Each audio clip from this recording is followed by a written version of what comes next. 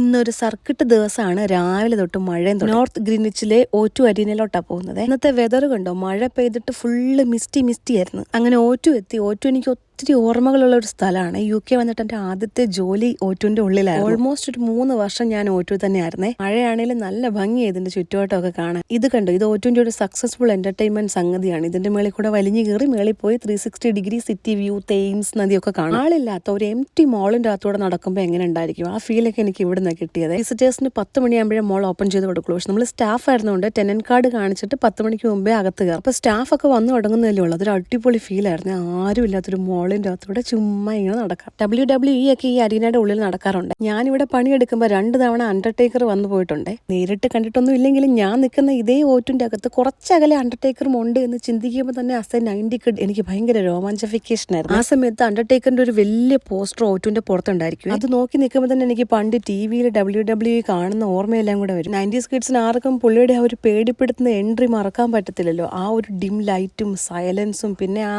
Iconic മരണമണിയും. അവിടെ ഇരിക്കുന്ന audience okay, പക്ഷെ TV-യുടെ ഇപ്പുറത്തിരിക്കുന്ന നമ്മളെപ്പോലും സൈലന്റ് ആയിട്ട് ഇരുത്താൻ പുള്ളിക്ക് പറ്റുമായിരുന്നു. അങ്ങനെ കുറച്ച് കുട്ടിക്കാല ഓർമ്മകൾ.